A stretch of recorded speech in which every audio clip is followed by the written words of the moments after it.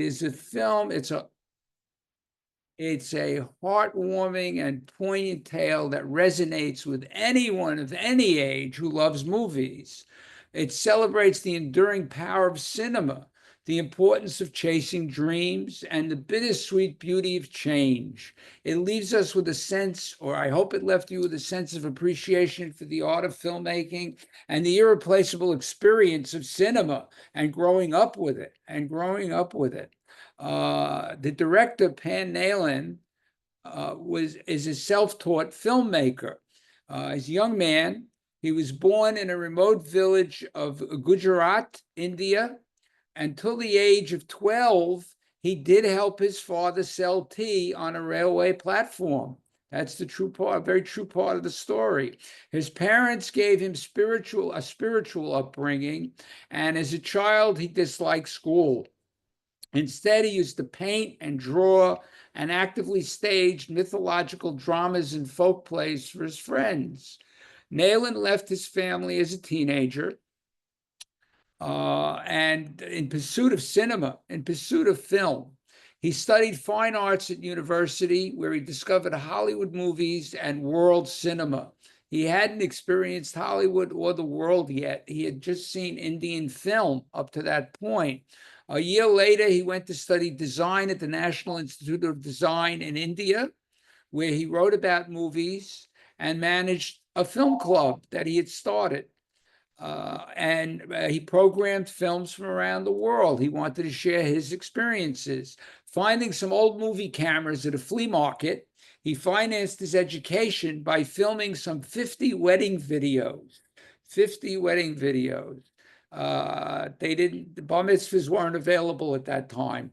Anyway, he led him to make short documentaries, and eventually he began to travel the world through Asia, the US, and Europe, where he attracted the attention of producers who began financing his films. His first film was a comedy entitled Angry Indian Goddesses, and it was the first runner-up for the Audience Award at Toronto Film Festival.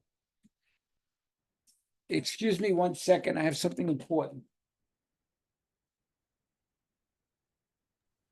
If Shelly is getting pizza and popcorn, we all want some, right?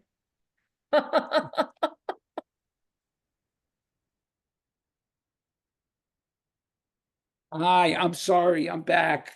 There was some mess up somewhere, excuse me.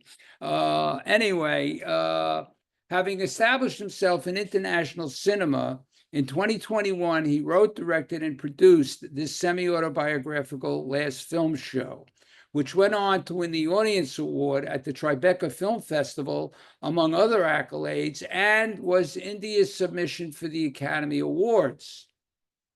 Last Film Show begins with a title card, if you remember, and it read, "Gratitude for illuminating the path."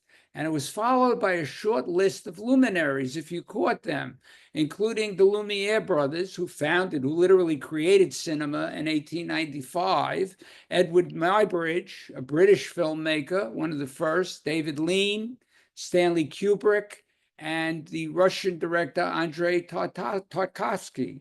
And they will all be paid. They were all paid homages along the way. There were little sort of Easter eggs in the film which leaned towards these directors, which added to the visuals of the film. And then we saw young Samay walking along the railway tracks, and he's captivated by the found objects, if you remember, and how the light plays on them. He constructs a bow and arrow from the nails. He has the trains flatten out into the arrowheads of adventure. He's a 9-year-old Spitfire, a pint-sized wheeler dealer with an outsized imagination and a bit of a mechanical genius. But much like another young boy named Sammy Fableman, who arrived last year as the guise for young Steven Spielberg, Samay doesn't possess a film camera, but he will ingeniously find another way to make movies.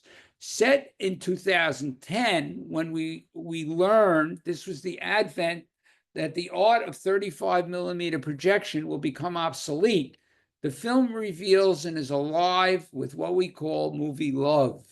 And much like Spielberg, Pan Nalen has drawn upon his own childhood, where we watched Samay and a cohort of friends riding their bikes and exploring their idyllic countryside, spying lions from a distance, and hawking the tea his father brews at his vendor stand at the railway station. But it is when his father, who, by the way, thinks cinema is a mortal sin, takes the family to see a Bollywood epic that relates to his religious values. And it is ironic that this is where Samay will find his own true religious calling. Samay has no idea how transformative the experience will be when he enters the broken down theater palace known as the Galaxy. How appropriately named as the metaphor for all the stars he will soon discover on the screen along the way. Enwrapped by the light coming from the projection booth, his imagination takes off. First from the illustrated matchbooks he uses to tell his pals beguiling stories, and later to enlisting them to create their own little movie theater. But first, we saw him skipping school and traveling to the galaxy far, far away. First, fueled by the money he swipes from his father's cash box, watching everything from his historical extravaganzas, action adventures, and of course, Bollywood musicals. And out of money, he sneaks in. He draws the ire of the manager, eventually provoking his father's ire as well, who beats him with a stick for delving into the filthy world of film, not to mention admonishing his long hair and general deportment. And among the adults, there are those who will nurture his passion.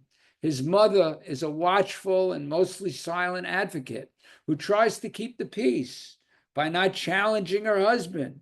And with her love for artfully preparing the lunches for Samay, I love the food she prepares for him, which will become his ticket to securing his way into the galaxy and introduce him to Faisal, the projectionist, and his guide into the world of movie making, acquainting him with not just what's on the film stock, but how to splice it and understand how sound and imagery are projected on the screen below.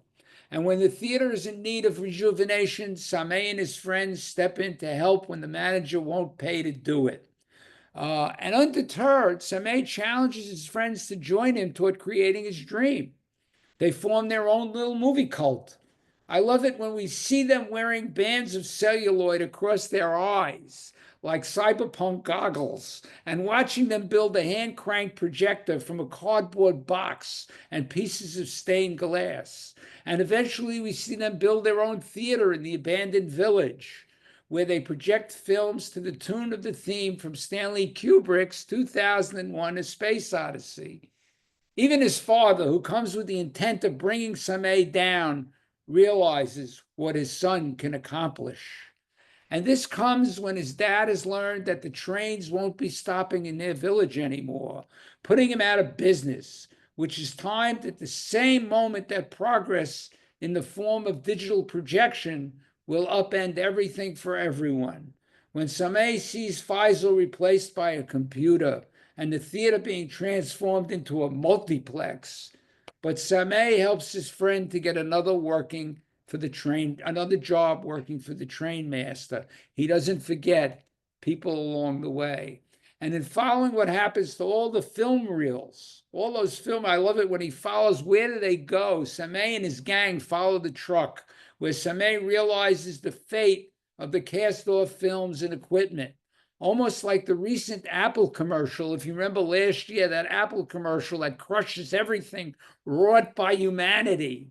He enters a surreal zone of demolition and transmutation, where in a striking wordless sequence, I love that sequence at the end, it is surreal, he watches the machinery and the celluloid melted down to be reincarnated as bracelets and cheap silverware, providing a distinct comment on the transience of cinema itself.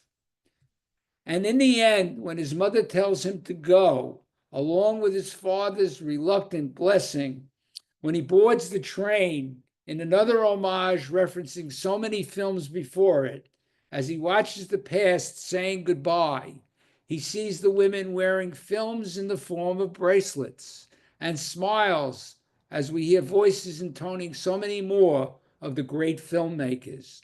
When Samay declares, "I want to become movies," Last Film Show takes him at his word. For all of the specific references to Western filmmakers, the evocative snippets of Bollywood classics, and explicit shout-outs to all the famous before him, Nayland, the director's focus, is less about the movies that made him than what he made of them in return. About how cinema allowed a poor boy from the sticks to look at the light that he could capture, that he could find in his own life, and refract it into a story worth seeing on the big screen. And Faisal sums it all up when he tells Samay, politicians tell stories to win voters, shopkeepers tell stories to sell their stuff, and the rich tell stories to hide their wealth. From light come stories, and from stories come movies. The film resonates with us, transcending a simple coming-of-age tale, and it celebrates cinema as a universal language, despite cultural or social barriers. It reflects the power of storytelling to transport and connect us. The film also evokes a sense of nostalgia for the lost era of celluloid film, showing the decline of traditional cinema, certainly touching on our experience of watching movies on the big screen. And with its subtle portrayal of a world shifting towards digitalization, we can realize so many similar transitions into various aspects of our lives, providing a reflection on the impermanence of things. And of course, the film sheds a light on the intricate process behind celluloid filmmaking, which can add to anyone's appreciation for the artistry and technical skill involved for making a movie. For us, and especially for me, the film manages to tap into my own childhood memories and experience with the movies and their magic. The wide-angle cinematography captures the beauty in Indian village life, as well as the wonders Samay experiences through the cinema. Daily life is portrayed in bright sunlight, in contrast to the light that shines on Samay's and the other kids' faces when exposed to the films. The bright colors of some of the clothing, and even the luscious shots of vegetables and food, belie the level of poverty many of the people live in. This is why they wear the bright colors. The soundtrack also adds to the emotion of the film, and the cast is wonderful. Much of the camera work focuses on Samay's perspective, immersing us in his journey. Bhavan Rabauri, who portrays Samay, is his first acting role, lights up the screen. As a result, he was awarded the Indian National Film Award for Best Child Artist, as well as an International Press Satellite Award for Breakthrough Performance. Bhavesh Shrimali, as Faisal, is a veteran of Indian cinema who adds a great deal of humanity to the film, coming around to be a mentor to Samay, much as Philippe Noiret, the great French actor, did for the young boy in Cinema Paradiso. The kids in the film, most who never appeared in front of a camera, let alone saw one before, come from the same village as where it was shot, in Gujarat province. There you have my take on this film. I thought it was a wonderful story, and yes, I could relate to it because my story starts when I was 7 and discovering film and being able to go by myself. It's interesting, but not to tell right now, but I'll tell it for anybody who wants to listen. Anyway, what I'd like to do now is get your takes on the film, answer any questions about the film, your feelings about the film, the cinematography, the camera work, the ideas, the kids. So who wants to go first? Who wants to? Terrific. Nancy Berger. Okay. There you go. Loved it, loved it, loved it. I mean, I watched it this afternoon, and what a joyous way to spend an afternoon. My only issue is that the end dragged a little bit. You just knew what was going to happen, and to American film watchers, anybody who watches film, you know he's going to do this, and he's going to do this, he's going to do this, and there were maybe 10 minutes extra that didn't need to be there. You totally would have gotten the gist of the film anyway, because the film itself was so gorgeous, and he was so wonderful, and the kids were wonderful, the father and the mother and the food. I mean, you said it all. It was really great. And yes, I would like to hear about your start in film. We'll get into that. Okay. But I really just loved it. And then I ran into Susan, and we talked about how wonderful it was. Susan wants to go. Susan Pauls wants to go. Thank you. Yeah, I just let me, Nancy, Yeah. you addressed an interesting question. You said for you, it had 10 minutes, was 10 minutes too long. For some, it could be 20 minutes, but that's the sign of a first-time filmmaker. Right. It's Okay. very hard to let go. It's very hard to let go. But if you look at films, if you Yeah. see films, if you see other films, they've dropped them from, they've since dropped them from way back when you just kind of felt that when you knew what was going to happen, they haven't been there. All right. So yes, the first time filmmaker, sure, why not? Yeah, you gotta give them a little leeway, Yeah, is cut 'em some basically slack, what it Jack. is. Yeah, it Okay. happens. It happens. Fine. Thank you. Sure. Susan, Pauls? Hi, I Unmute. was Okay. just waving my hand to say hi to Nancy. Oh, hi. Who I just saw in the happy hour, very happy having seen the film. It was just a joy, an absolute joy to watch, every minute of it. I love the closing credits. Yes. I mean, the list of the greatest filmmakers ever. And I'm so sorry I know so little about Indian film, about Indian religion and customs, because I'm sure for an Indian audience, this must have been incredibly amazing. It was. It did very well in India. It was praised for just that reason. It's an homage. It is a strictly an homage, not just to the movies, but also the Indian movies, because that's most of what we were seeing on the screen in the galaxy. And that's what he was doing. But he began, and that's the beginning. That was his formation. But after that, then he went to see international cinema. He went to see Fellini, leaving the train station.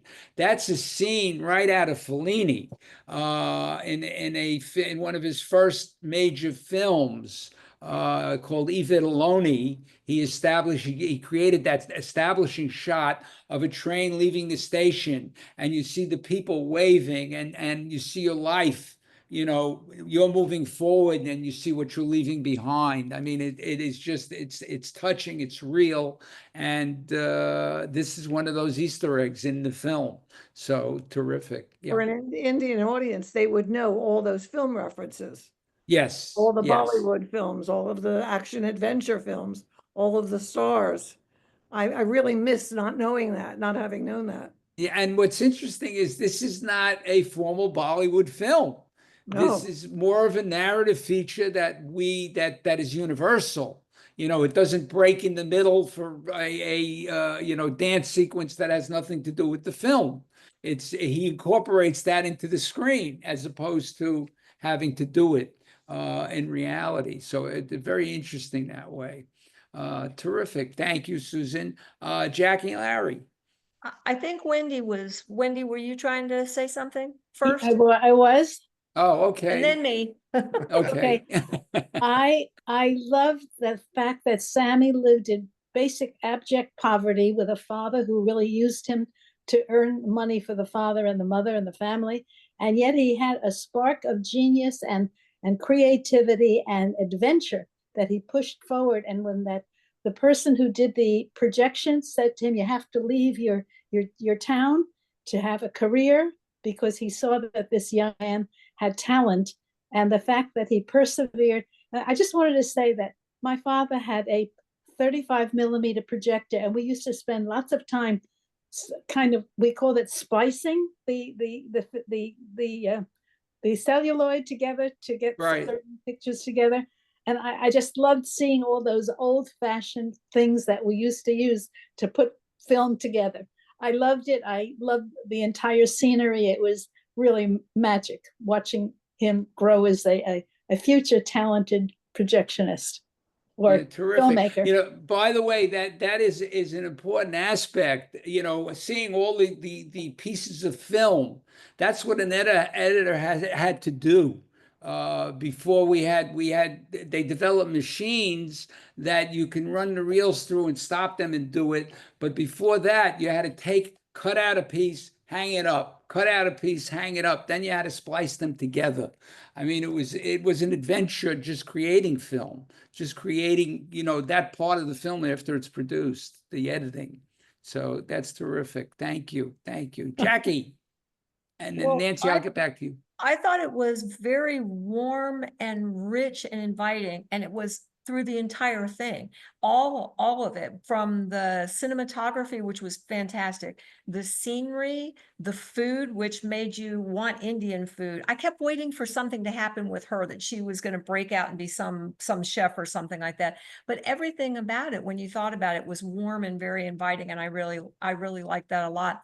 One thing that I really liked, and having come from a photographic family background, was you could kind of hear, like at the end of the film, you guys all remember when the film would end and you'd hear that clickety clickety click sound, because the film was, or if all of a sudden it broke in the middle and the whole audience would be yelling, ah, come on, or throwing popcorn or something.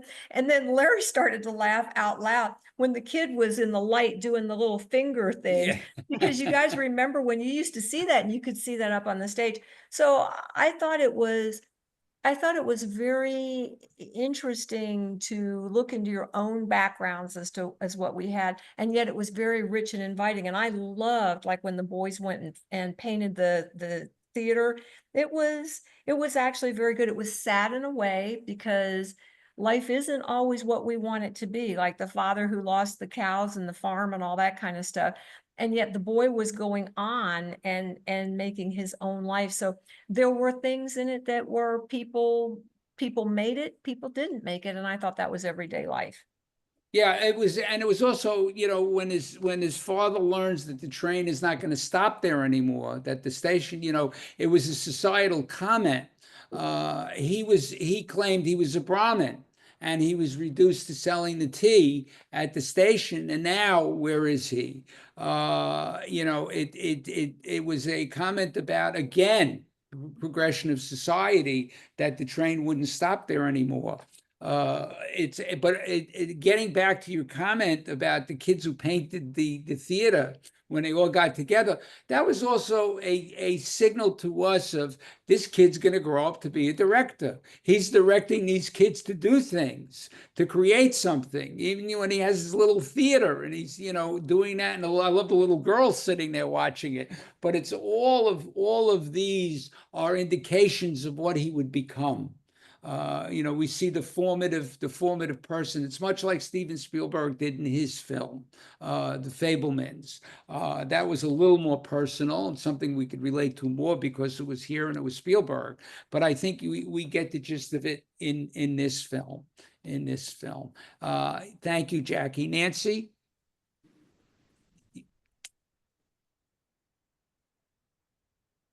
There you go. One more quick comment.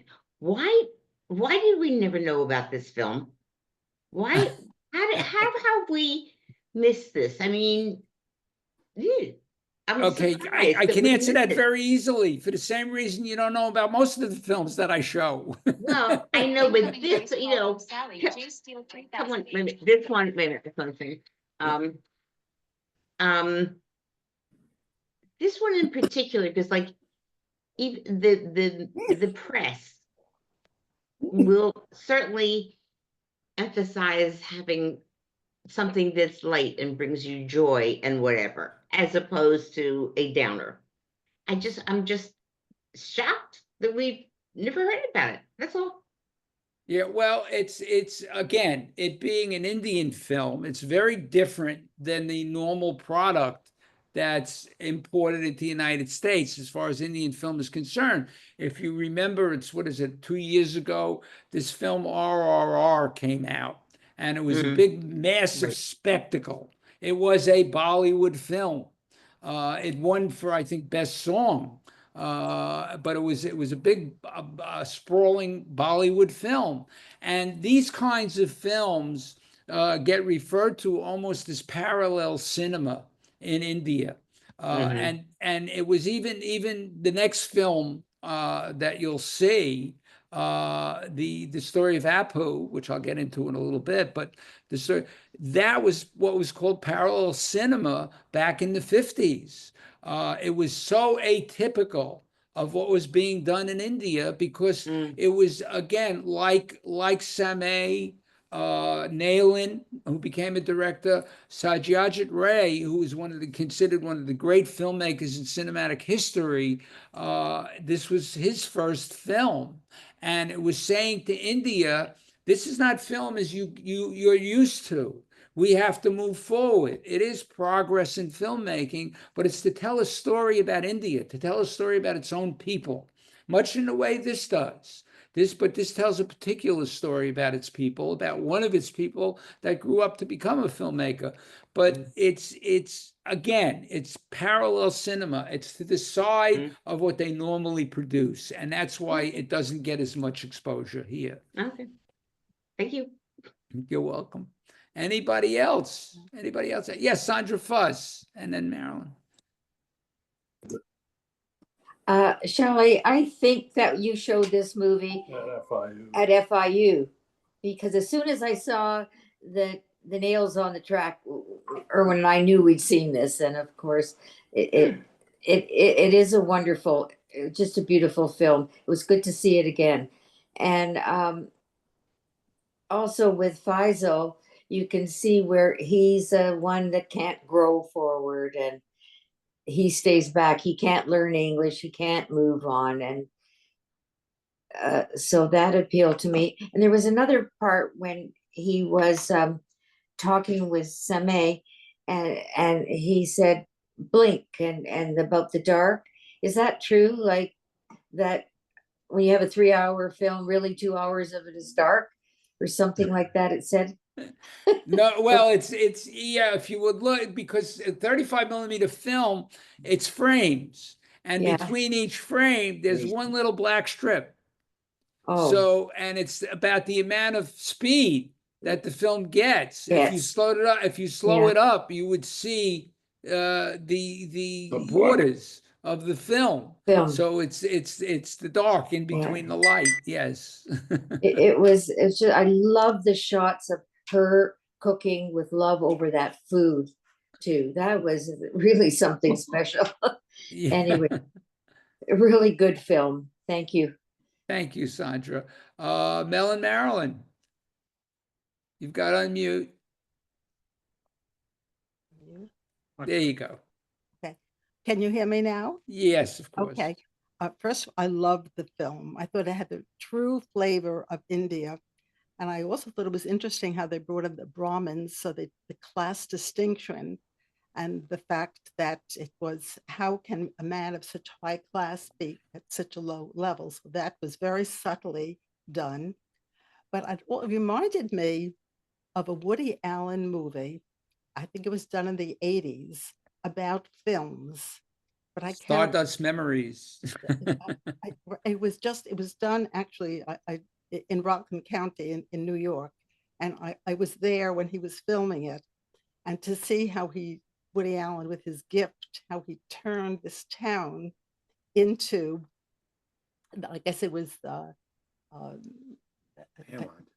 well, it was Fairmont, right? But in any case, the love that Woody Allen showed in this film, how people need films because it takes you out of your depression, it takes you out of wherever you are, and it gives you another life. So I thought in both cases, the parallel was beautiful, and I really did like the film. I didn't think it was slow at any one point. I just thought it moved well. But thank you. Oh, it's a pleasure. And yes, well, Woody Allen's film was Stardust Memories, which was, in a sense, his 8.5. which was a film that Fellini did years before. It's, you know, it's taking the same idea and refreshing it, because he used it to show how much, you know, what happens to a director who sort of comes to a point where I don't know what to do anymore. You know, they become so successful that they're always paranoid or scared of what can they do next. You know, what am I going to do next? And he does a critical. What happens is he's criticized.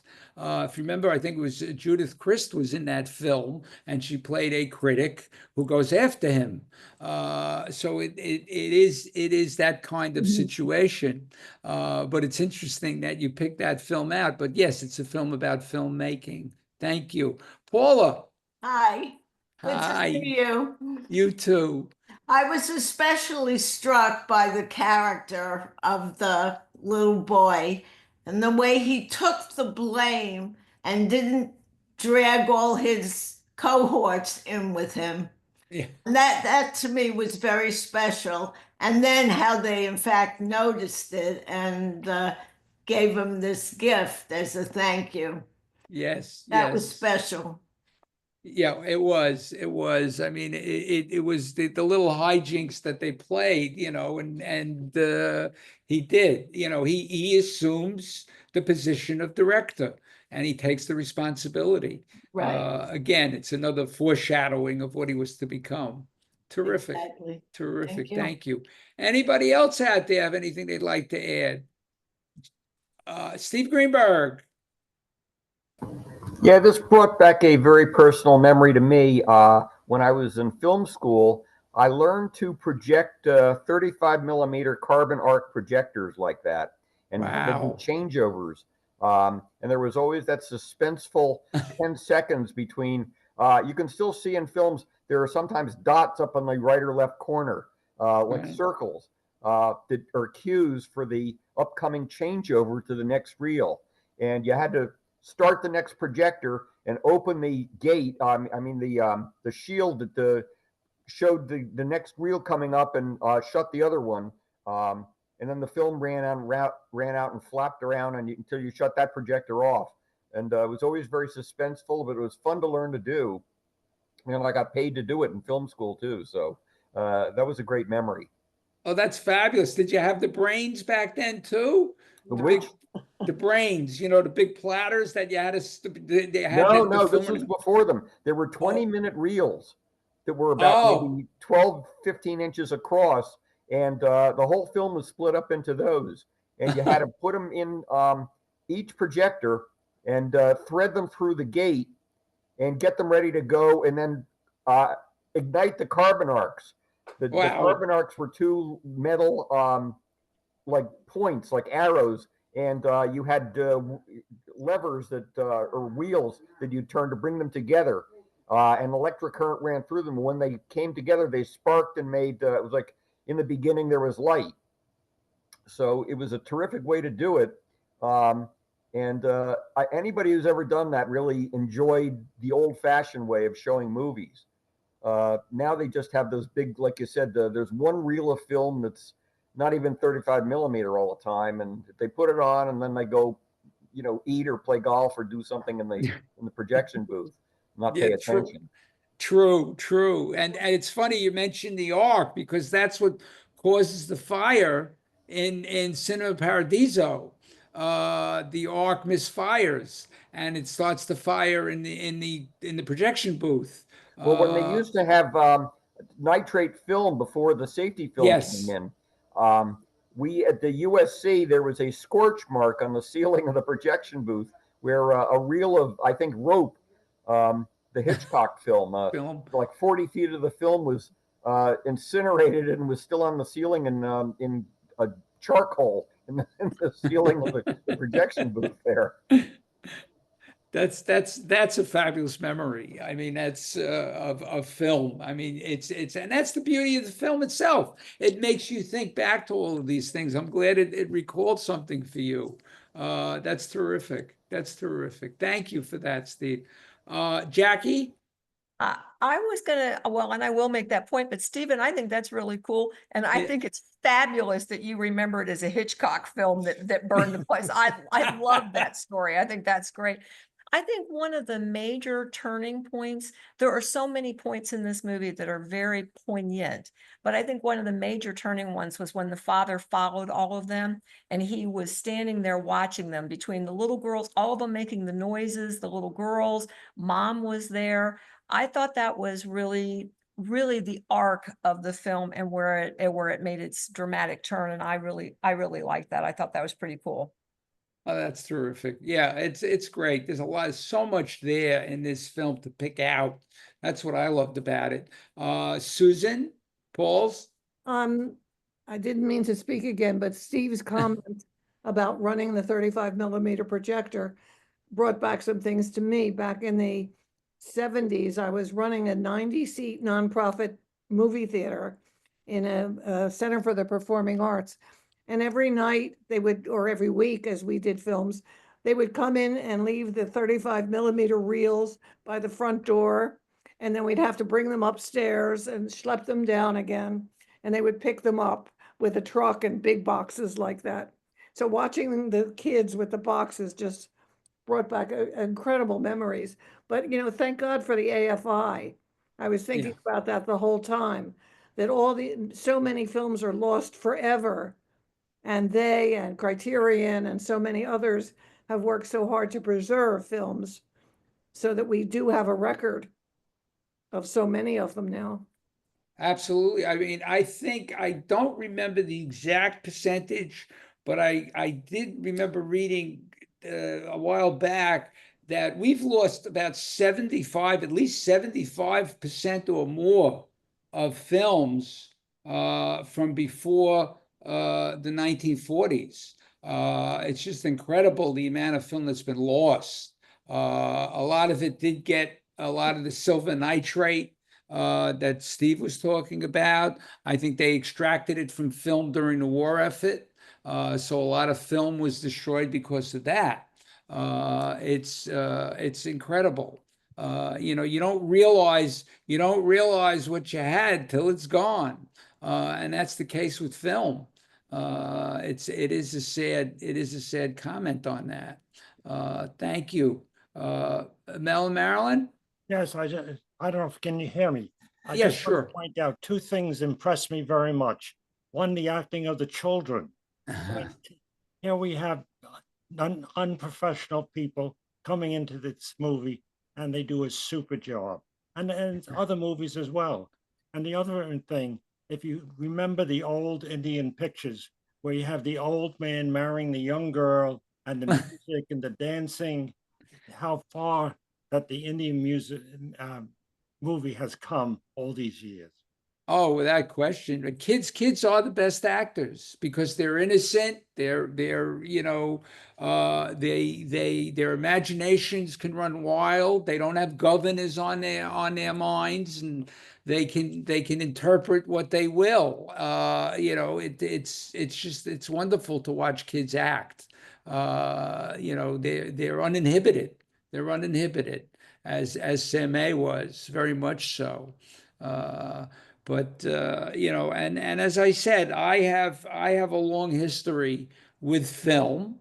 When I was just to quickly tell you the story, and I think some of you may have heard it before, but when I was 7 years old, my mother, I lived in the Bronx, by the way, and my mother had to go somewhere after school, and she said, "You know what? I'm going to put you into the movies." And she took me there. We had two local movie theaters, these little old movie palaces. And she took me in, said to the matron, I don't know how many of you remember matrons who wore snoods in their hair and carried a flashlight and would hitch over their head if you caused any trouble in the theater. Anyway, she informed the matron that she was leaving me there to keep an eye on me. Well, there was nobody else in the theater except the guy in the back in a raincoat. But that's a joke. Anyway, I sat there through the film. The film happened to be a war film at the time, was Battle Cry.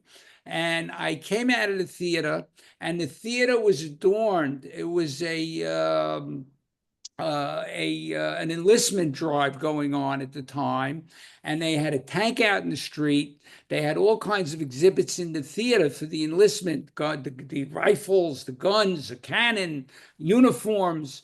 And I said, they did this for me. I was the only one in the theater. I felt like I'd be given a show. I was a kid in a candy store. My mother came to pick me up. The matron said he was a doll. He behaved himself. He was wonderful. That my mother said to me as we walked home, from now on, you can go to the movies alone, at 7 years old. And from that time on, every weekend, I was in the movies. During the week, when I had time off, I was in the movies.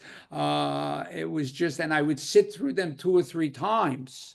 I didn't see a movie once. I wanted to see a movie twice, and sometimes 3 times. I wanted to memorize the titles. I wanted to know who the actors were.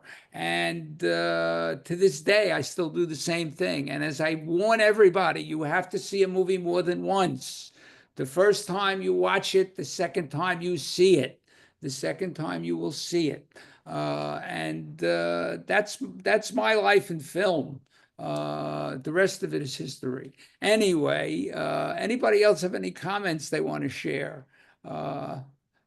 Wendy. You got to unmute, Wendy.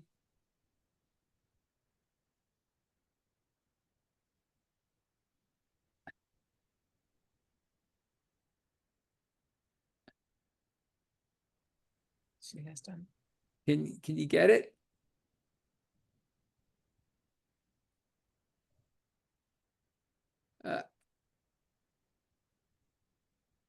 While we're waiting for Wendy, keep trying. Anybody else have anything?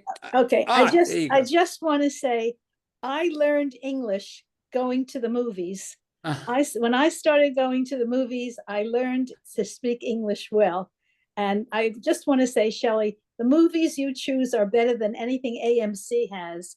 And everything you choose has a reason for it. And your explanations are so wonderful because you can relive the movie again and think of everything that you're discussing thereafter. So thank you again, and keep finding good movies. Well, I will try. Thank you. And by the way, as well as what we're doing, the next film we're doing in 2 weeks, I will be doing a film. I've added a film. I wasn't supposed to be doing any films in June, but I'm adding a film on June 26th because I'll be away for the first 3 weeks. So I did add a film in June, which they'll announce. I have to send them the title, but they'll announce it. I'll have it for you by our next meeting.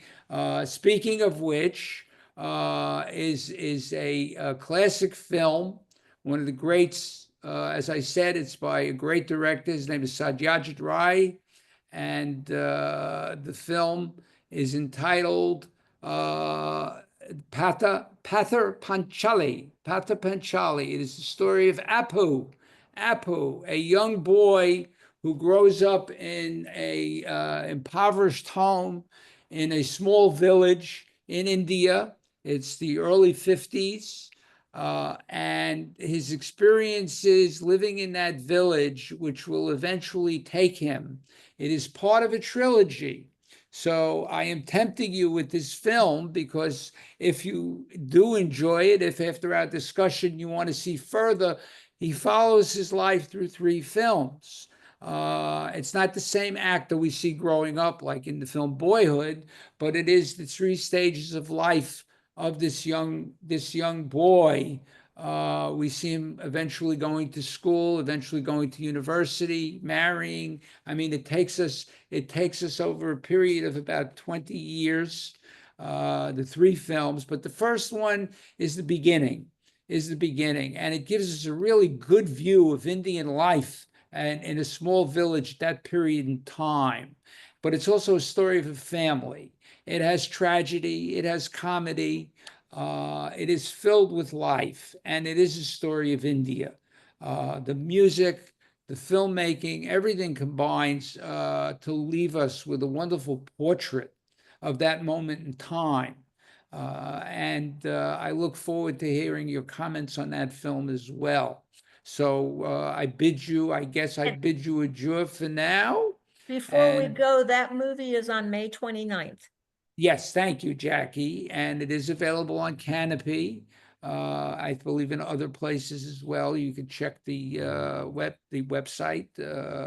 And I think I will see you then. So in the meantime, I wish you a good 2 weeks. Thank you, Be Shelley. well, and thank you again. Thank you, you. Shelley. Wonderful, wonderful Thank explanation. Thank you. you. It A was pleasure. wonderful. Thank you. My Shelley. pleasure. Thank Thank you. you. Thank you. Be well.